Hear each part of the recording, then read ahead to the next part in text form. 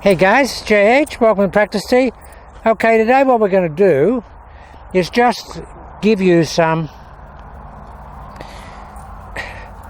insight into the progression that you can make with this golf swing. Now the cameraman, or as we like to call him, Mr. X, I got hammered the other day. Somebody came on and said, don't call him the cameraman, tell us who he is. He's Mr. X. He wants to have anonymity. I think he's got about 5 wives chasing him for alimony. I shouldn't have said that, should I? Maybe 3. But he wants to be Mr. X. He's a cameraman. He wants to be behind it, not in front of it. But guys, the reason I want to use him is that he's such a good testimonial because he was very, very unbelievably inconsistent before. He could never hit 2 shots the same. And even if he did hit 2, you wouldn't... I mean, it was a miracle. I mean, he would hit lows, highs, whatever. Always had the speed, tremendous speed, but just couldn't hit it consistent because of the forward ball position. Since we've got him into this, he's come to life like you wouldn't believe. And the exhibition he put on here on Friday, there's nobody comes to this range that hit this ball any better than he did on Friday. And we've got a PGA, Australian PGA Tour winner that comes here and practices here. He don't hit it any better than Mr. X did on Friday. And it was just an exhibition. Now what I'm going to get him to tell us today is what he's doing with channel lock and why, and he made sort of a breakthrough on Friday to the extent it was robotic, guys. It was absolutely stunned me. I couldn't believe it. So I just thought I'd talk to him and let you guys see where he is and what he's doing, because he actually has a model. He sets up to the ball perfectly. He sets up better than I do. He's quite a flexible dude, so he can do it. But he's actually the extreme side of channel lock. He plays the ball a long way back, and I'll show you some indicators of how far he plays it back. But I'll let you just tell him. He can just tell us that breakthrough you made on Friday. Just tell us about that. Since I started the channel lock, I've found that I was pushing the ball slightly to the right. To my right as a right-handed golfer, and it came about just through not understanding fully how the operation is put in place. And a simple explanation is I had too much forward press on my too much forward shaft movement. Shaft lean. Sorry. Yep. At the ball, I was setting up with my standard shaft lean, which was pointing the club to the right of the target.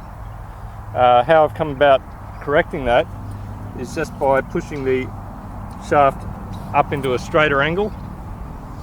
Now, guys, I'll just interrupt you. Now, guys, I've said that in previous channel lock videos. If we can get this shaft in line with that right forearm, that's where we really need to have it in terms of that trail vertical axis. So I've told him that, but old habits die hard. So he found it out himself. He thought, now the shots are perfect, but they're going right. Now, why are they going right? And then he looked at the shaft, forward shaft angle, open club face. Push it forward, you open the face. Yeah, I'm just trying to think what else. And so as soon as you did that, 2 things happened, what I saw. Just set up again, I'll show you what happened, guys, what I saw happen. As soon as he got that. Now, as soon as he got the shaft back here, from here, that enabled his head to get way over here. And I want to show you something quite interesting. Now, here's an extreme version of the channel lock protocol, in that he absolutely plays the ball almost behind his trail foot. Now, set up on it, Mr. X. Look at this, guys. Watch this. If I do a drop on his left eye to the ground, it's behind the golf ball. Now you guys that are not hitting the long clubs well, that's one of the reasons for it. You've got to get this in this position here so that you are what I call shut to shut, or lockdown to lockdown. There's no point in having the shaft angle here if the head is back here, because the shoulder is not pre-turned. So as soon as Mr. X gets the eye back here, this is easy in the pre-turn position. And as we talked about before, that's the insurance policy. The more extreme you can be with that positioning of the trail eye, if you can get it on the ball or behind the ball, the more it's going to give you insurance policy against the 5 o'clock nose. Now, if you just have it here, I promise you by the time you get to the ball you'll be at, you know, a 2 o'clock nose. But if you've got it back here you'll be, you know, a 4 o'clock nose. So that's really important, that position there. Okay, he's pretty flexible and he can do that. And what he's got fairly narrow stance. And guys, you've got to have a fairly narrow stance, because if you have it over here, it just stops you loading this trail vertical axis. And when he hits the ball now, he basically looks a little bit like what we used to call the stalk drill. You know, we used to hit shots like that. You know, we were on this trail vertical axis here. Now he looks like that. So yeah, he's a perfect model, and he's had about 5 sessions. 6, I think. Yeah, probably 6 sessions of probably an hour, in conjunction with other stuff we do. He doesn't get the complete hour commitment from me, but because there's other guys here. But he's been watching and he's been putting it into play. But he doesn't. Since he's been on it, he has not hit a ball like his old, you know, snappy Tom, left to lefts or snap cuts or whatever. He just doesn't do that anymore. Can I just add to the equation here? I've gone with the left side dominant, as far as I take the club back with the left and I come through with the left. I feel like there's no right hand on the golf club at all. So it just feels passive, very, very passive right hand. Okay, so show me the specifics where the pressure points are and where you're applying that left side arm and hand dominance. Where is it? Is those back fingers and the pad? It's pretty much the last 3 fingers and the pad of the inside of the hand, the pad of the hand. And feeling it under here? Yeah. So you can see everything's just strong there. Yep. So it's quite a strong grip, it's pressure? Very, very strong pressure. Yeah. And basically nothing, it's just a guidance. The right hand is just guiding, just making guidance for the club. Yep. The left hand is going back, left hand is coming through, the right side feels like nothing. Well, let's see what he does there. That's very interesting to watch that, guys, because when you push that back, he did that. He took it back, guys, like that, with that. He pushed this pad this way. There was no pickup, it was just this way, there. And of course, the other thing that really made a difference, as you said on Friday, was really focusing on, you know, firing the club at the ball and not the target. Guys, you really got to, and the firing the club at the ball is really that lead arm pull, that lead arm shoulder, pec, armpit, here. What you got to have. So he's been unbelievable, and he's had no redress in this. The only thing he's had from day one is his shot that wasn't on the target was just a little push, which is what I've said, guys. It'll always start in that direction, and it's only a matter of getting around and having your face angle correct relative to where the ball goes. And he's just brought it back with that shaft angle, which is what I said from day one. If you can actually get that shaft and that trail arm in that position there, then you got it. It's like, you look like a left-hander setting up to hit a conventional shot. Look, this is how a left-hander would set up. If he had lead hand down. But see this angle here, guys? Now nobody teaches you that, but in channel lock it's just so important. Anyway, he hasn't hit any shots, and we just want to do it because it's really quiet here, so he just hit a couple of shots. Don't expect too much, but I mean, the good thing is, guys, even like a miss for Clint these days is the same for me. Might be just, you know, 3rd, 4th groove or something like that. There's no snappy toms or, you know, awful things.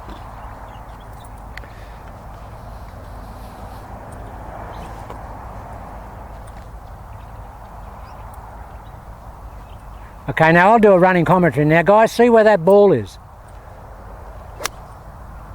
I've got to tell you, guys, that's the first shot of the day. That's just murdered. And what Mr. X was saying before we came on camera was what he said on Friday to us. He said, because he could be a real gouger with the irons, and he said, I just don't gouge anymore. I'm so level through the ball. You've lost all that, you know, that... Which came from the right hand. Oh, yeah. Yeah, well, that's right. I mean, right hand, right shoulder, you become, deep. You know, you'll just hammer it. But he just murdered it. Okay, I'll put you on the spot. Just feels like left hand back, left hand through. I don't feel the right side at all. But clearly, when you see his swing, and if you do a stop frame, you'll see that he gets a lot of download, gets a lot of lag, and you can see that when he gets here, he's got a lot of right hand application, which all good players do. The guys say, oh yeah, just pull it with the left hand. They wouldn't hit it anywhere. They'd hit it straight right if they just did that. But that's the feeling. You hear that, but you get in here, and then that trail hand that's been passive, it gets in here, and then it fires when it should, which is right at impact. But that was just a blistered golf shot.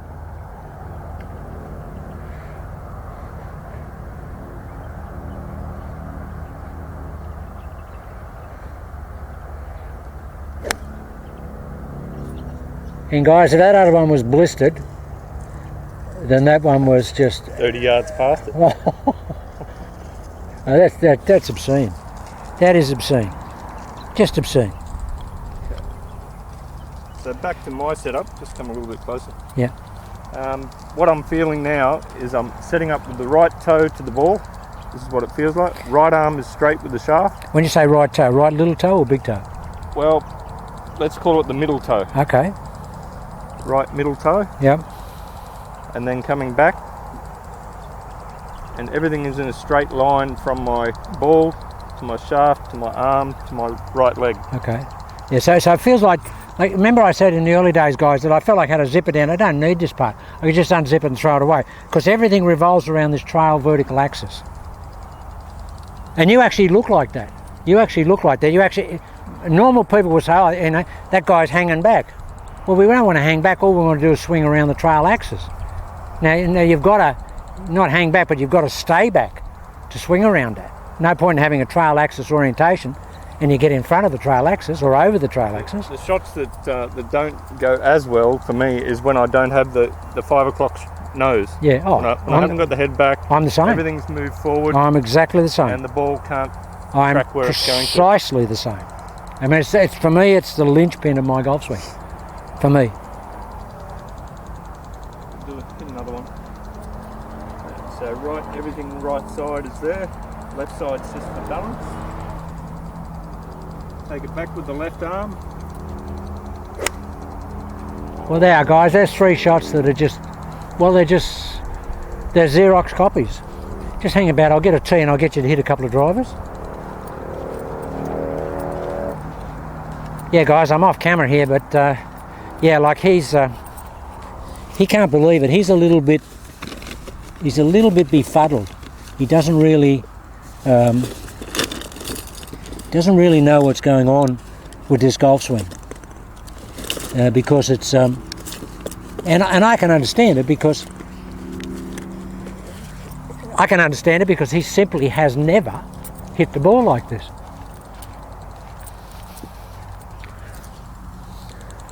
Now, guys, this is our swing tester. For anybody who knows CPM, that shaft's 305, triple X. And I'll tell you a story in a moment that you won't believe. I'll tell them about Frank. Okay, yep. Yeah, he put on an exhibition on Friday with the driver. Okay, I don't feel any different with the driver as I do with the irons. It might be slightly further away from me. Well, it is because the shaft is longer. It has to be. But you've got to feel like you're closer. I feel like it's exactly the same setup. Yeah, because if you get too far away with the driver, you'll get this arcing. You want to get as close as you can so you can get the straight line throw to the ball. And see how low the ball? We both now play the ball way down.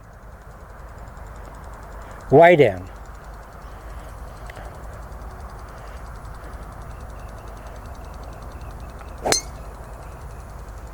Yeah, see, that's just up there, guys.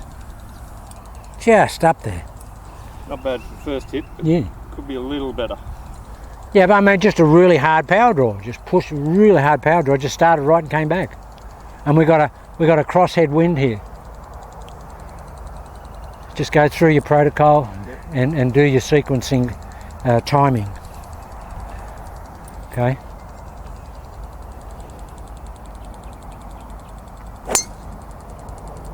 Yeah, that's just perfect, guys. Just perfect. 1 yard draw on that one. Yeah, like he's hitting hitting it really flat, because that club is a really it's like a totem pole. Well, I think it's just about 2 grades stronger than a crowbar in terms of stiffness. Crowbar is actually quite soft. I'll tell them the story. The range manager here, Frank's 75 or 76, and he's got like his hips are not good. He's had hip replacements, and he's got a 75 mile an hour golf swing, and doesn't has trouble getting the ball in the air, but he loves a challenge. He's the old tank commander, and we were hitting this, and he said, "Give me a hit with that." And we said, "Frank, you couldn't hit that. It'll knock all your fillings out." Anyway, he's doing channel lock, and guys, like here's my witness here. He teed it up and he hit 3 of the best drives we've ever seen Frank hit. They were just perfect drives and 30 yards longer than he's ever hit. With a 305 CPM, he should be using like a 150. And it was just bizarre. So guys, never ever worry about what you should be using in terms of a CPM on a shaft. Go and hit the club. If you can hit it, that's your CPM. It was amazing. I mean, I would have bet $1,000 Frank couldn't have got it in the air, and he killed it. Okay, we'll see if we can get the best one of the day.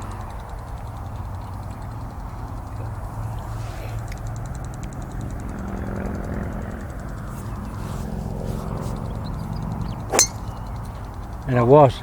That's smashed. Yeah, that's smashed, isn't it? That's down there. Yeah. 2 yards to the left of my target. That's amazing. And that's only that crosshead wind. Started on the target line, which we've got down here as the tree, and he started at about, like 5 yards right of the tree, crosshead wind, just brought it across the tree. So in terms of, if that was a flag, he's ended up about 2 yards left of the flag. I don't think I can hit any more. That was too good. Yeah, it was good. Now the other thing is that has been fantastic for Mr. X is that he's been a terrible chipper and pitcher of the ball, because he's always been sort of, he picks it up, and from the forward ball position there'll be a lot of wrist cock on a short swing, and it's always a D-cell, and the ball's in there, he's got to get over to it. But now that he's back here, he just fires it at the golf ball, and it's just the same shot every time. I mean, you wouldn't, if we had pitching competitions here, you wouldn't, Clint would, well, he wouldn't go in it because there's no point. I mean, he'd be lucky to hit the green, let alone hit the flag and then win any money. But now he's a contender. I mean, he can come in here and put the money up, and he'll be a real contender, because he was hitting some shots here the other day, like about 20 of them in a row, and he just absolutely just looked like he just poured a barrel of balls around the hole from 40 yards. Just fantastic. Anyway, that's testimonial. In the real lane, he's doing it. He's hitting it better than he's ever hit it in his life, to the extent that no one here hits it any better. And my best shots are not as. What's interesting, guys? Just hit a couple with this, guys. This is his hybrid. It's a Cobra BioCell, and he actually hits this further than I hit my driver. It's just ridiculous, and it's just fantastic, isn't it? Yeah, you got the pressure on. Yeah.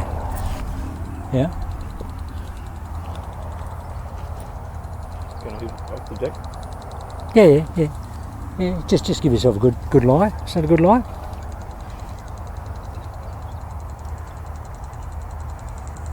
Now, guys, if I hit driver from here, there's a tree up the back here that I usually get my driver to, with a bit of run out. But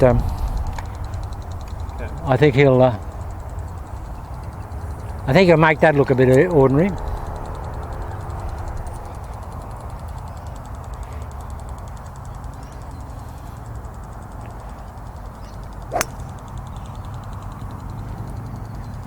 Oh, it's just gone past the tree on the fly. That'd be what, 30 past my driver? That was a white ball. So it was a proper golf ball. And he's just murdered that, guys. I mean, that's. It's not far behind that drive I hit just a minute ago. That is a very long club, though, isn't it? It is. Very long club. And very easy to hit. Yeah. Very easy to hit. Yeah, which is So every facet of his game has come on. He was never a good fairway wood player. He always hit snap hooks with fairway woods. and that type of thing, and even hybrids. But now he just sits it. Now, guys, when you saw him set up there, he is extreme. You watch, it's very extreme. Look,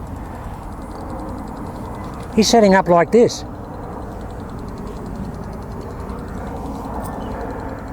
Now he knows where the target is here, so he doesn't have to go through the targeting process because he knows where it is. But he's sort of here. And with the long clubs, guys, that's where you need to be, and you need to stay there when you hit the golf ball. Anybody's having trouble with low shots, it's because you're rolling, guys. The club's coming in here, this is moving forward.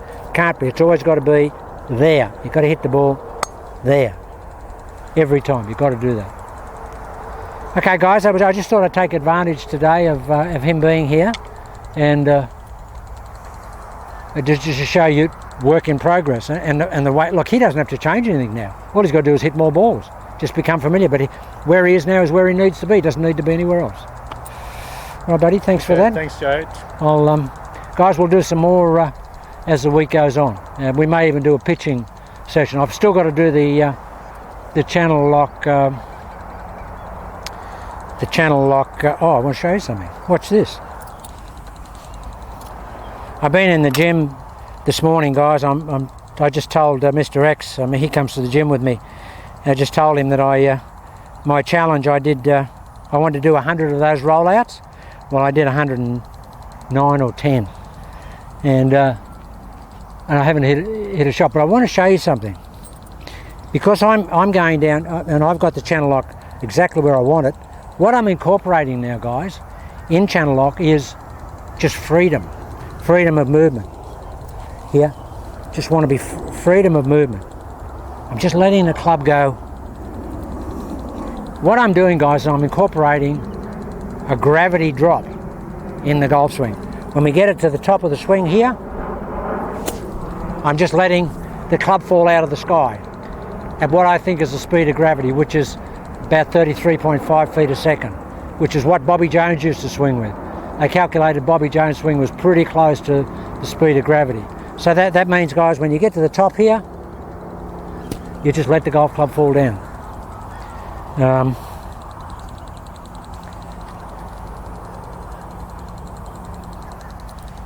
So I don't think you'll ever see JH swing this low, but I'm going to incorporate this in channel lock just from a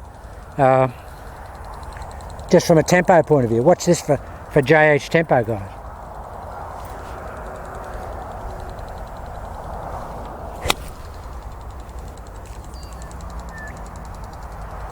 That's unbelievable, and that's the first hit of the day, guys. I feel like my shoulders have been in a vice, but I can do a better job than that. You watch this. This is everything, but with real slow tempo as well.